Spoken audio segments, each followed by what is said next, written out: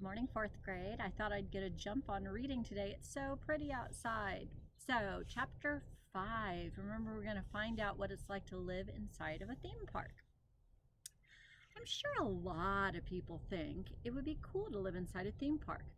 And if that theme park was Disney World, I'm sure that they would have been right. Though I've never been there, I imagine living in Stagecoach Pass is probably not a whole lot like living in Disney World. It's more like living in Disney Shantytown. We'd moved into the small apartment over the Stagecoach Pass Saloon and Steakhouse because running a theme park is apparently a 24-hour day job. You'd never know when an accident, toilet might explode, and hopefully not with someone on it, or a kid might get bitten by a crazy bunny. Because the apartment is located right on top of the steakhouse, I can hear the noisy player piano in the bar every single night as I fall asleep. The only main course options on the menu at the steakhouse are steak and a burger, both served with cowboy beans, cornbread, and coleslaw. For the adventurous, there is also fried rattlesnake or Rocky Mountain oysters for appetizers. I tried the fried rattlesnake on my first day here, and I just wasn't all that impressed. It pretty much just tasted like little fried pieces of fried stuff. I didn't much care to try the Rocky Mountain oysters, though. I've had this long-standing rule of just not eating private parts, and it served me well so far. So the Saloon and Steakhouse is the first wooden building you see when you enter the Stagecoach Pass, after parking in the giant dirt lot, which that is only a quarter full of on the busiest days. Next to the steakhouse, there is a shooting gallery where the fake guns have such poor aim that no one can hit the little bullseyes attached to plastic cactuses, wild-eyed cowboy cutouts, stuffed patchy-haired bobcats, or anything else. Across from the shooting gallery, you would find the tiny museum and the main souvenir shop. That sells things like drink coasters, shot glasses with cactuses on them, of course, lollipops with scorpions inside them. Yeah, like anyone would eat that. And postcards of the Grand Canyon. I guess that's so people can pretend they visited the Grand Canyon instead of Stagecoach Pass. Not that I blame them. So far, can you kind of get a feel for how he feels about living here so far? So the main dirt road, surprisingly called Main Street, you guessed it, runs through Stagecoach Pass and winds a corner after the shooting gallery. There is a theater that shows old black and white westerns all day long. Maybe like one person is always sitting in there watching, probably just to soak up the free air conditioning. Next to the movie theater is a soda shop that sells old-fashioned candy and ice cream. It's run by a white-haired guy named Henry, who's worked there since Stagecoach Pass opened, and who never gets anyone's order right. Ask for a single strawberry cone, I'll give you a triple chocolate. He's like, I think, 100 years old and completely senile. But he always remembers my name for some reason. I guess I'm memorable. Must be the red hair. If you walk farther down the dirt road, you're going to find a jail. People can pay $10 to have someone arrested for reasons like eating their boogers, having bad breath. I already had Dad arrested for and I don't have to pay for it either because my parents run the place. VIP here. I'm planning on having Mom arrested for being a yellow sissy britches. Across from the soda shop, there is a petting zoo with 3 goats, 2 sheep, 4 rabbits, 2 chickens, and Spaghetti, an extremely old mutant llama with a giant tumor growing out of his head. The lady who runs the petting zoo, Denise, told my parents the tumor can't be removed because, well, he's just too old and a surgery could kill him. Poor Spaghetti. The kids are kind of scared of him and prefer to pet all the other animals. But Spaghetti and I have a special connection. Toward the back of Stagecoach Pass is the gold mine, run by a very cranky old man named Bob. Now, Bob was clearly a person that hated children.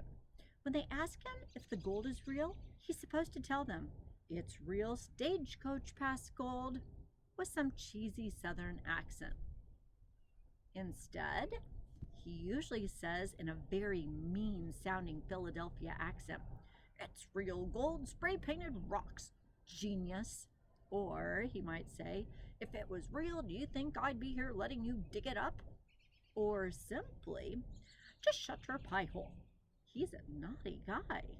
So, you can have your palm read by Madame Myrtle, the park psychic. She had a really hard time figuring out my future, though. I asked her to read the bottom of my foot, but all she told me was that I had a whole lot of calluses and she really liked my blue sparkly nail polish. Huh? Kids have the choice to ride either a 1,000-year-old donkey named Billy or a washed-up circus camel named Fred on the dirt trail that winds through the 10-acre piece of desert that sits behind Stagecoach Park. So, the rest of Main Street is littered with empty buildings and storefronts that used to house things like photography studios for taking old-fashioned portraits, a mechanical bull ride. You could pay $5 to try this. You know, the mechanical bull still sits in the room, broken down and looking forlorn. I once walked through Stagecoach Pass and counted all the empty buildings. There's 17, more than the buildings in operation.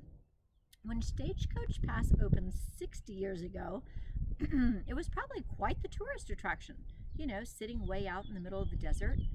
The city has caught up to it, though. And besides the patch of desert that sits behind it and the tiny border of desert that runs around it, it is completely surrounded by buildings and houses. Kind of a strange little time capsule in the middle of a big city. Kind of like the way they use that analogy of a time capsule, their little plot of land. Do you start to feel like you know what the problem in this story is going to be? Are they going to be able to fix up Stagecoach Pass? Are they going to maybe move back to Kansas? A lot of things could happen right now in this story. So the first day after school, I walked into the soda shop, stomping my dusty purple flats all the way in to try to bring them back to their bright, pretty color. "Is there a marching band in here?" Henry called. "No," I frowned. "My shoes are just all dirty." "That's the desert for you," Henry said. "What could I get you, little Avon?" "Oh, just a single scoop of mint chip in a bowl, please." While I waited, I looked at the framed pictures of tarantulas lining one wall of the soda shop. "Someone must have really liked tarantulas to put all these pictures up," I said to Henry as he scooped up my ice cream. He laughed. "Of course you do, Avon. I don't know anything about tarantulas." Henry chuckled and waved a hand at me like I was acting so silly. "No, really, I've never seen a tarantula before in my life," I said. Why doesn't he believe that she's never seen a tarantula? Could it be because she grew up in Kansas and most kids in Arizona have seen them? Let's read and find out. And he just smiled and shook his head again. "You can't fool me, Avon." And he handed me my ice cream, a double scoop of vanilla. Do you remember what she asked for? Mint chip, a single scoop. And what did she get? A paper bowl. All right, so I carefully picked the paper bowl up between my chin and shoulder. I walked out of the soda shop and sat in a rocking chair on the front porch to eat my vanilla, which I don't even like, ice cream. I dreaded going home and being subjected to more of the interrogation about my day at school. Mom had started this already in the car. There simply wasn't anything to tell. After a few bites, I threw my ice cream in the trash. I'd already explored most of the park, so I decided to make my way around the back of the soda shop and see what was behind the buildings. Well, I found a narrow, dirt, of course, trail that wound through the small strip of desert that surrounded Stagecoach Pass. I followed it until I came to a small building, maybe more like a shack. It was at the very edge of the property, which was bordered with a chain link fence. Behind the fence, I could see the back of the large grocery store Mom and I had already visited. I walked around the shack, noting the 7 in big black bold letters. "Do not enter" signs nailed to the outside. The old wooden doors had been padlocked, probably a really long time ago, because the metal handle on one had completely rotted off the wood, and the lock was still just hanging with it on the other handle. I tried pushing on the handle with my side, but the door was kind of stiff. I could barely move it. I needed someone's hands to pull it open. So I peeked in one of the windows. Through the film of dirt, I could vaguely make out stacks of boxes and what looked like old props. Why on earth would someone padlock the doors and put 7 do not enter signs on this building? That's filled with nothing but junk. I just had to get in there. And that, my friends, is the end of chapter 5. So we do have a little mystery to anticipate for tomorrow. What is in the building and how is that going to be important for our story? All right, have a great day. I'll read to you again tomorrow.